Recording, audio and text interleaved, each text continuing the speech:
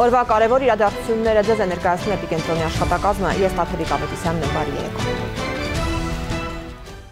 Հայաստանը ռազմավարական ընտրության առջև է։ Մոսկվայի ատոմային շաբաթին մասնակցելուց օրեր անց վարչապետը հայտարարեց, որ մեր երկրի հաջորդ միջուկային ռեակտորը լինելու է փոքր մոդուլային։ Եվ քանի որ միջուկային էներգետիկան արդի աշխարհակարգի առանցքային բաղադրիչներից է, հիմա մասնագետներին հետաքրքրող գլխավոր հարցն այն է, թե որ երկրին Հայաստանը կվստահի նոր ռեակտորի շինարարությունը։ Առնվազն երկու առաջարկի մասին ռուսական եւ ամերիկյան հայտնի են որոշ տվյալներ։ Ռուսաստանը Լոմոնոսով սառցահատի վրա արդեն իսկ շահագործում է մոդուլային ատոմային ռեակտոր 50-ից 60 մեգավատ հզորությամբ։ Մինչդեռ Միացյալ Նահանգներն իր առաջին մոդուլային ռեակտորը գործի է դնելու 6 տարի հետո միայն։ Հայաստանը կողմնորոշվելու ժամանակ դեռ ունի։ Ռուսաստան, Միացյալ Նահանգներ, Չինաստան, Հարավային Կորեա եւ Ֆրանսիա, ում կվստահի Հայաստանը միջուկային ռեակտորի կառուցումը։ Քննարկումները շարունակվում են, Երևանը տարբեր առաջարկներ է ստանում։ Հայաստանը ռազմավարական որոշում է կայացրել, որ հաջորդ ռեակտորը լինելու է փոքր մոդուլային։ Երբ որ ես գնում եմ Մոսկվա, ասում են վերջ, ուրեմն որոշվել է, որ Մոսկվայի Ռուսաստանի հետ է կառուցվում։ Միացյալ Նահանգների հետ հուշագիր ենք ստորագրում ու նոր գնում Մոսկվա, ասում են բա հուշագիրը ստորագրեցին, ինչի գնացին Մոսկվա։ Գնում ենք Չինաստան, ասում են բա չհասկացանք, հիմա այնա մենք շատ թափանցիկ ասել ենք, որ այս պահին մենք ուզում ենք ստանալ առաջարկներ։ Թեև Նիկոլ Փաշինյանը վստահեցնում է, որ քաղաքական կոմպոնենտ այս հարցում չկա, էներգետիկ անվտանգության փորձագետ Վահե Դավթյանի համար առավել քան ակնհայտ է, որ հայկական խաղաղ ատոմը հայտնվել է աշխարհաքաղաքական մրցակցության առանցքում։ Նաև ատոմային կայանի կառուցման մոդելից է կախված լինելու, թե արտաքին քաղաքականության, ռազմավարության ինչպիսի վեկտոր է որդեգրելու Հայաստանի Հանրապետությունը, որովհետև միջուկային էներգետիկան, ինչպես հասկանում եք, արդի աշխարհակարգի առանցքային անկյունակարային բաղկացուցիչներից մեկն է։ Մինչև ընտրության մասին ազդարարելը Մոսկվայում համաշխարհային ատոմային շաբաթ խորագրով համաժողովներ։ Վլադիմիր Պուտինը հայտարարեց, որ ռուսական դիզայնով կառուցված ատոմակայաններն ամենապահանջվածն են աշխարհում։ Իսկ Ռոսատոմի գլխավոր տնօրեն Ալեքսեյ Լիխաչովն ասաց, որ հպարտանում է Մեծամորի ատոմակայանով եւ հարգում Հայաստանի ցանկացած որոշում։ Никол Воваевич, мы так говорим, станция ваша, а гордость наша общая։ Նիկոլ Վովայևիչ, ատոմակայանը ձերն է, բայց հպարտությունը բոլորինս է։ Ավելի վաղ ռուսական պետական Ռոսատոմ կորպորացիան Հայաստանին առաջարկել էր կառուցել մեծ հզորությամբ ատոմակայան Լենինգրադի ատոմակայանի անալոգով։ Զուգահեռ նաև մոդուլային կայաններ կառուցելու առաջարկ է արել։ Համեմատելով ամերիկյան եւ ռուսական նախագծերը, մասնագետն ասում է, ռուսականն ակնհայտ առավելություններ ունի։ Ռուսաստանը արդեն իսկ ճիշտ է ոչ գետնի վրա, այլ հայտնի ակադեմիկոս Լոմոնոսով այդ սառցահատի վրա արդեն իսկ շահագործում է մոդուլային ատոմային ռեակտոր 50-ից 60 մեգավատ հզորությամբ, մինչդեռ Ամերիկայի Միացյալ Նահանգներում առաջին մոդուլային ռեակտորը շահագործման է հանձնվելու ընդամենը 2031 թվականին։ Բացի այդ, հայկական կողմը մշտապես խոսում է մոդուլային ռեակտորների սեյսմակայունության մասին։ Այս ցուցանիշով եւս Ռոսատոմի առաջարկած Ռիթմ 200N մոդելի ռեակտորը որոշ առավելություններ ունի, հաշվի առնելով, որ շահագործվում է սառցահատի վրա։ Այդ սառցահատը ամեն օրվա ռեժիմով հատում է բավականին մեծ տարածություններ, սառույցը, որ այն կոտրում անցնում է, հասնում է մինչև 4-5 մետր, ըստ այդմ այդ ռեակտորը, որը տեղակայված է այդ նավի վրա, շահագործում է փաստացի շատ սթրեսային եւ էքստրեմալ պայմաններում։ Վահե Դավթյանի տեղեկություններով ամերիկյան Westinghouse-ը երբ այցելել է հայկական ԱԷԿ, քննարկումների ընթացքում շեշտադրել է ոչ թե նոր նախագծի իրականացումը, այլ միջուկային վառելիքի մատակարարման հեռանկարը, նպատակ ունենալով Հայաստանի միջուկային շուկայից դուրս մղել ռուսական գործոնը։ Ինչպես հայտնի է, գործող ատոմակայանը շահագործվելու է մինչև 2036 թվականը։ Մասնագետը հուսով է, որ այն կշարունակի ապահովել էլեկտրաէներգիայի մոտ 30%-ը։ Սա ենթադրում է, որ առաջիկա առնվազն 1-2 տարվա ընթացքում պետք է արդեն սկսվեն գոնե պրոյեկտման աշխատանքներ ուղղված նոր կայանի կառուցման, որպեսզի 2036 թվականին, երբ գործող ԱԷԿ-ը, Մեծամորի ԱԵԿ-ը դուրս բերվի շահագործումից, արդեն իսկ մենք ունենանք պատրաստ նախագիծ, այսինքն այս գործընթացները պետք է զուգահեռ ընթանան։ Սա է պատճառը, որ այսօր արդեն օր առաջ պետք է կայացվի որոշում եւ միանգամից սկսվեն աշխատանքներ պրոյեկտման ուղղությամբ։ Դավթյանի համոզմամբ, թեև աշխարհում մոդուլային ռեակտորների հանդեպ պահանջարկն աճել է, բայց Հայաստանը, որ ավանդաբար դիրքավորվել է որպես էլեկտրաէներգիա արտահանող պետություն, պետք է փորձի պահպանել այդ կարգավիճակը, իսկ դրա համար անհրաժեշտ է ավանդական մեծ հզորությամբ ատոմակայան, առնվազն 600 մեգավատանոց։ Հակառակ դեպքում Հայաստանից էլեկտրաէներգիայի արտահանման ծավալն էապես կնվազի։ Արևային էներգետիկայի զարգացման շնորհիվ, որ այդքան թմբկահարվում է, այսօր վստահաբար մենք չենք կարող արտահանման կայուն գործառույթ իրականացնել, հաշվի առնելով, որ արևային էներգետիկայի ուրեմն արևային կայանների օգտակար գործողության գործակիցը բավականին ցածր է։ Հետևաբար փոքր հզորությամբ ռեակտորի շահագործման դեպքում Հայաստանը, որպես Իրանի ու Վրաստանի համար էլեկտրաէներգիայի կարևոր մատակարար, ստիպված կլինի վերանայել իր արտահանման ռազմավարությունը։ Իզաբելլա Հովանեսյան, Ալեքսանդր Կիրոյան, Էպիկենտրոն։ Պատժի խստացումը կլուծի արդյոք վարժական հավաքներից խուսափելու խնդիրը։ Ընդդիմադիրները կարծում են, որ օրենսդրական կոշտ միջոցների դիմելուց առաջ պետք էր կարգավորել գործընթացի հետ կապված խնդիրները։ Օրինակ այն, որ ոմանք տարիներով չեն հրավիրվում հավաքների, ոմանք էլ հրավիրվում են չափազանց հաճախ։ Այս պայմաններում էլ առաջարկվում է կրճատել պարտադիր զինվորական ծառայության ժամկետը։ Կարծիք կա, որ սա նախընտրական հնարք է եւ միաժամանակ բանակը ապառազմականացնելու ադրբեջանական պահանջի կատարում։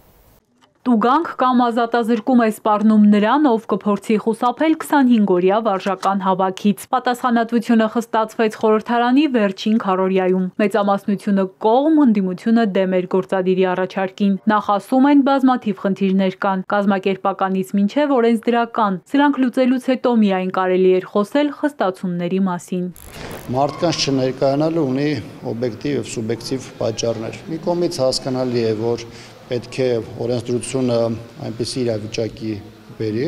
որպեսզի հնարավոր լինի վերահսկելություն ապահովել, ինչպես օրենքի կատարմանը, այնպես էլ այդ գործընթացի իրականացմանը։ Մյուս կողմից, օրինակ կան մարդիկ, որոնց տարիներով վարժական հավաքների չեն հրավիրում կամ նրանց չեն մասնակցում տարբեր պատճառներով, կան մարդիկ, ովքեր ծառայությունից 2 տարի հետո օրինակ հրավիրում են վարժական հավաքների, կամ մարդիկ են, ովքեր վարժական մեկ հավաքի մասնակցում են, բայց կարճ ժամանակ անց կրկին հրավիրվում են հավաքները։ Աշխատավարձի առավելագույնը 20 ապատիկի չափով տուգանք կամ ազատազրկում 2 ամսից մինչև 3 տարի ըստ նոր կարգի։ Ավելի խիստ կպատժվեն նրանք, ովքեր վարժական հավաքներից խուսափել են իրենց մարմնական վնասվածք պատճառելու կամ կեղծ հիվանդության պատրվակով։ Այս դեպքում պատիժը 2-ից 5 տարի կարող է լինել։ Լավ օրից չեն վարժական հավաքները, մարտական հերթապահության ժամկետային զինծառայողին փոխարինելու խնդիր կա, ասում են ընդդիմադիրները։ Եվ թող չհոխորտան, որ պայմանագրային զինծառայողներով մեր զինված ուժերը լցված են։ Ոչ, վարժական հավաքները բացը լրացնելու համար է։ Ցանկալի չի այս ամբիոնից հնչեցնել, որ զորքի թվականակը չի հերիքում, դրա համար վարժական հավաքներին ներկայացնում են մարդկանց նաև մարտական հերթապահության։ Այդ ամբողջը իրականացվում է մասնագիտական գիտելիքների, կարողությունների ամրապնդման եւ նաեւ մարտական հերթապահություն իրականացնելու միջոցով իրենց ծառայությունն իրականացնելու համար։ Այս ֆոնին Պաշտպանության նախարարությունն առաջարկում է պարտադիր զինվորական ծառայության ժամկետը դարձնել 1.5 տարի, 2-ի փոխարեն, ի հաշիվ պայմանագրային ծառայության աճի։ Այսպիսով խնդիրները ոչ թե լուծվելու, այլ խորանալու են, համոզված է ընդդիմադիր падգամավորը։ Բնական է, չէ, որ եթե մենք նույնիսկ գնում ենք 6 ամսով կրճատման, ապա դա նշանակում է զինված ուժերի որոշակի թվի կրճատում եւ դա շատ ավելի մեծացնելու եւ խորացնելու է մարտական հերթապահության եւ առհասարակ մարտական խնդիրների հետ կապված հարցերը։ Մեր ցանկացած քաղաքացի պետք է հասկանա, որ պարտադիր ժամկետային ծառայության այս կրճատումը բերելու է մեր երկրի անվտանգության աստիճանի իջեցմանը, սպառնալիքների եւ ռիսկերի էական մեծացմանը եւ այս պայմաններում իշխանությունը պարզապես այլ խնդիր է լուծում։ Դա դնում է իր ընտրական գործընթացների հիմքում հասարակությունից լրացուցիչ ընտրաձայն բերելու եւ երկրորդը կատարում է ադրբեջանական պահանջը ապառազմականացման։ Մյուս կողմից ըստ Տիգրան Աբրահամյանի խնդիրը նաև բարոյահոգեբանական է։ Իշխանությունը նվազեցնում է բանակի դերը, վարկաբեկում զինծառայողներին։ Սա փոխում է նաև հանրության վերաբերմունքը բանակի հանդեպ։ 25-օրյա հավաքներն էլ պարտադիր զինվորական ծառայությունն էլ դառնում են օրենքի չոր պահանջ, իսկ մարդիկ մտածում են այդ պահանջը շրջանցելու մասին։ Պերմինե Ղարիբյան, Հարություն Հովսեփյան, Էպիկենտրոն։ Դինամո մարզահամալիրում մեկնարկել է Muay Thai-ի Եվրոպայի առաջնությունը։ Հայաստանն այս տուգատեսին ներկայացված է բավականին մեծ ու մարտունակ կազմով։ Արդեն իսկ ունենք եզրափակիչի մասնակիցներ։ Մրցաշարին հետևել է նաև ոչ օլիմպիական մարզաձևերի միության համահիմնադիր Հովհաննես Ծառուկյանը։ Muay Thai-ի Եվրոպայի առաջնությունն առաջին անգամ Հայաստանում է։ Մեր երկիր են ժամանել 11 երկրի ուժեղագույն մարզիկները։ Մրցաշարին ներկայ է նաև ոչ օլիմպիական մարզաձևերի միության համահիմնադիր Հովհաննես Ծառուկյանը։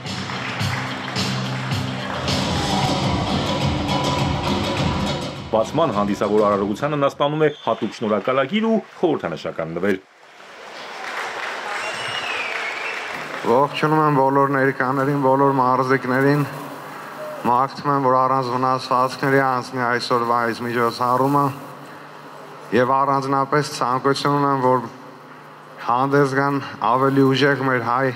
ներկայացուցիչները։ Շնորհակալություն։ Բոլոր այսպիսի լավ ֆեդերացիաներին, որոնք կազմակերպում են առաջնություններ, մենք միշտ սատար ենք անելու, օգնելու ենք, օժանդակելու ենք, որպեսզի Հայաստանի Հանրապետությունում կազմակերպվի այսպիսի լավ միջոցառումներ։ Եվ այս առաջնությանը ես նաև մաղթում եմ բոլորին հաջողություն, թող հաղթի ուժեղագույնը։ Առանձնահատուկ շնորհակալություն ունեմ հայտնելու ոչ օլիմպիական մարզաձևերի մարտարվեստների միությանը, որ եղել է մեր կողքը, սատարել է այս միջոցառումը։ Եվրոպայի 17-րդ առաջնությունը Հայաստան է բերել միջազգային ֆեդերացիայի նախագահ Ակաչեյ Չանտոսին։ Եվրոպայի բաց առաջնությանը սեփական երկրպագուների աջակցության ներքո Հայաստանը ներկայանում է բավականին մեծ ու մարտունակ թիմով։ Մեր մարզիկներն արդեն բազմաթիվ հաղթանակներ ունեն։ Նրանցից շատերը նվաճել են նաև եզրափակիչի ուղեգիր ու կպայքարեն ամենաբարձր հարգի մեդալի համար։ Կիսաեզրափակիչում 75 կիլոգրամ քաշային Գրիգոր Ավագյանի հաղթանակը ամենատպավորիչն էր։ Նա մրցակցին պարտության մատնեց մեծ առավելությամբ։ Շատ ծանր մենամարտեր, թե լարվածությունը դեր խաղաց, թե ֆունկցիոնալ պատրաստվածությունը, բայց եզրափակչում հույս ունեմ ավելի լավ արդյունքներ գրանցեմ։ Սա մեր երկրին կտա համբավ, քանի որ մեր երկրում է կայանում բավականին մեծ մրցաշավ, որտեղ 11 երկիր է ներկայանում, իսկ մենք պարտավոր ենք հովանավորել, քանի որ այս ֆեդերացիան մեր միության անդամն է։ Muay Thai-ի Եվրոպայի առաջնության առաջին հաղթողները հայտնի կդառնան կիրակի։ Արամ Մանուկյան, Էպիկենտրոն։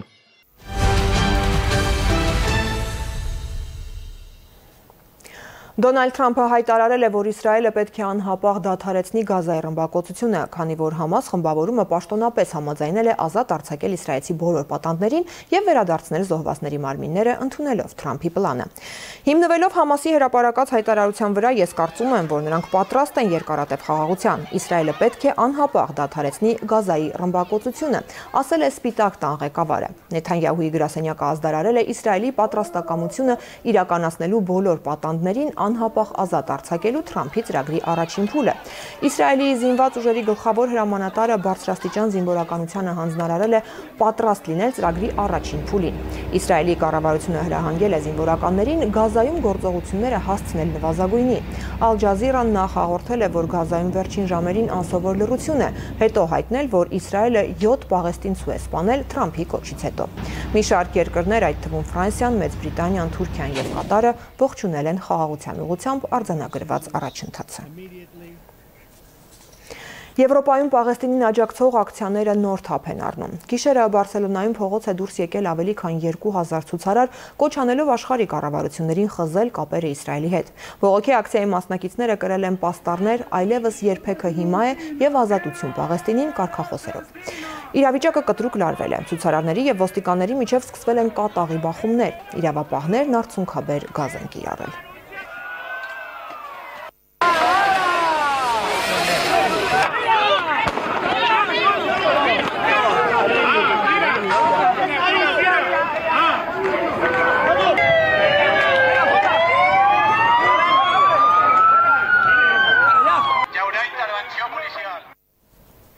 Թուրքիայի Քոջայելի նահանգի Դիլովասի շրջանի նավթաքիմիական գործարանում պայթյուն է որոտացել։ Պատահարը տեղի է ունեցել եռակցման աշխատանքների ժամանակ։ 2 աշխատակից մահացել է։ Անմիջապես դեպքի վայր են ժամանել փրկարարներն ու բժիշկները։ Սկսվել է հետաքննություն։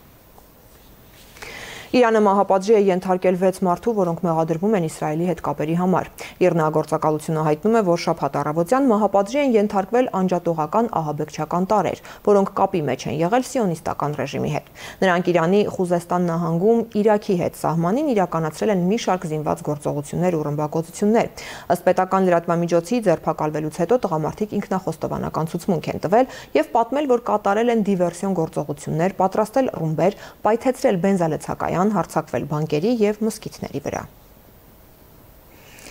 Հունգարիայի վարչապետ Վիկտոր Օրբանը հայտարարել է, որ Եվրոպան Ուկրաինայի համար զենք գնելու փող չունի։ Ըստ Օրբանի, Եվրոպան Կիևին օգնելու նպատակով արդեն ծախսել է մոտ 180 միլիարդ եվրո։ Հաշվի առնելով ընթացիկ լուրջ տնտեսական ճգնաժամը մեզ անհրաժեշտ է յուրաքանչյուր լուման, ասել է Հունգարիայի վարչապետը։ Նրա խոսքով պատրանքը, թե Ուկրաինան կարող է հաղթել Ռուսաստանի վրա տնտեսական ճնշման և Եվրամիության ռազմական աջակցության միջոցով շուտով կփլուզվի և դրա հետևանքները կլինեն ծանր։ Ավելի վաղ Օրբանը հայտարարել էր, որ հունգարացիները չեն ցանկանում մեռնել Ուկրաինայի համար, դաշինք կնքել նրա հետ կամ կիսել նրա ճակատագիրը։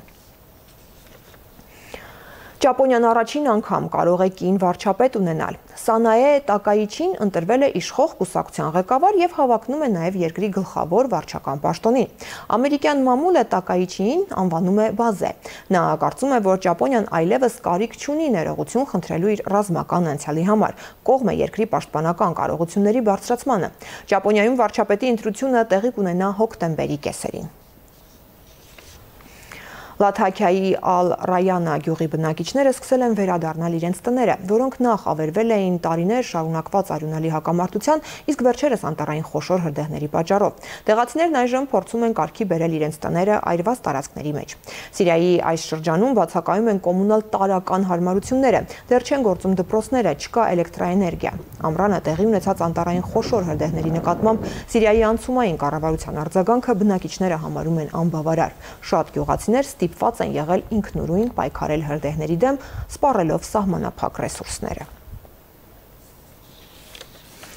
Սարսափելի ջրհեղեղն ամբողջությամբ ավերել է Բուլղարիայի նավահանգստային Սարևո քաղաքը, ջրի տակ թողնելով ճանապարհները և վնասելով ենթակառուցվածքները։ Կառնվազն 3 զոհ, հարյուրավոր մարդիկ տարհանվել են։ Քանդվել են կամուրջներ։ Ջուրը քշել տարել է մարդկանց մեքենաները, փողոցները պատվել են ցեխով և փլուզվող շինությունների բեկորներով։ Բուլդոզերները աշխատում են ավերակները մաքրելու համար։ Սև ծովի հարևանությամբ գտնվող քաղաքում իրավիճակը կրիտիկական է, հայտարարվել է արտակարգ դրություն։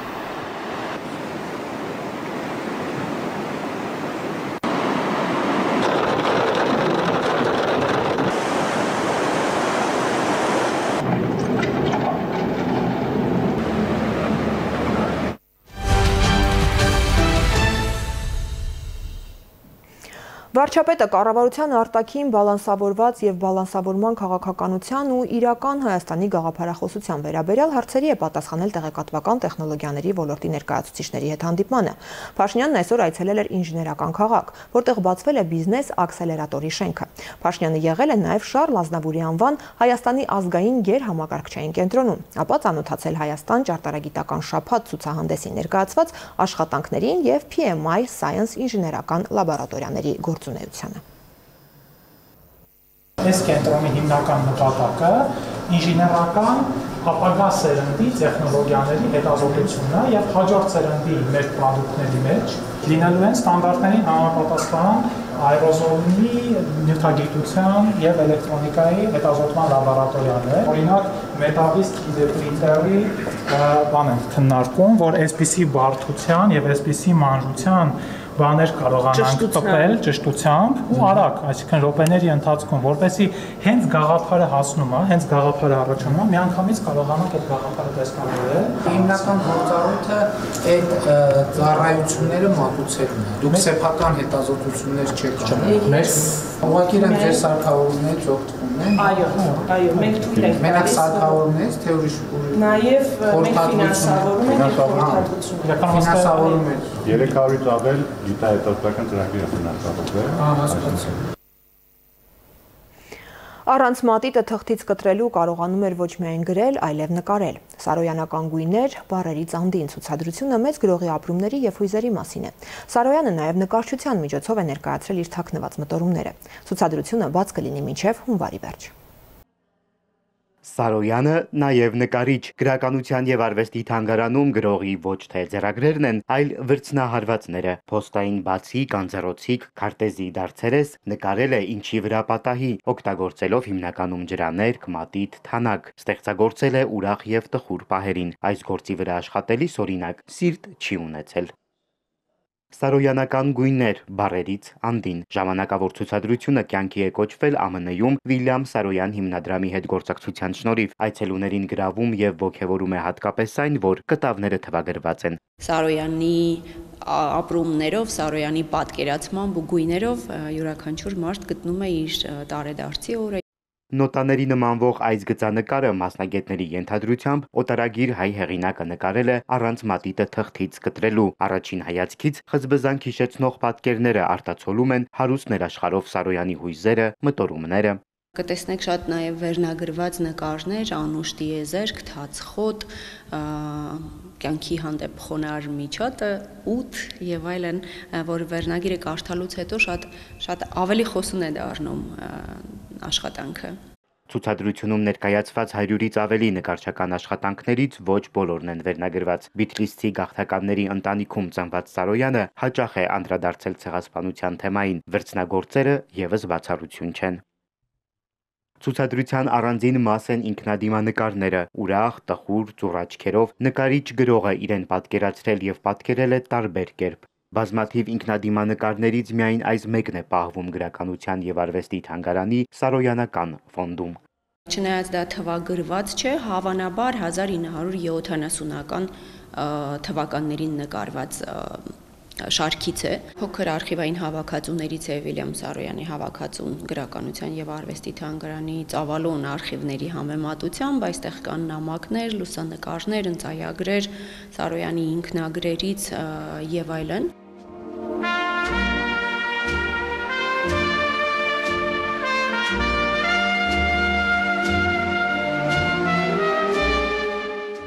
Հայրենիքում Սարոյանը եղել է մի քանի անգամ, այցերից մեկի ժամանակ Գյումրիում հեծանիվ է նվեր ստացել ու նաև դրանով շրջել Հայաստանի սարուձորով։ Նրա «Իմ սիրտը լեռներում է» գործը արդեն ծանոթ էր հայրենակիցներին, հռչակավոր գրողին համարում էին անառարկելի մեծություն։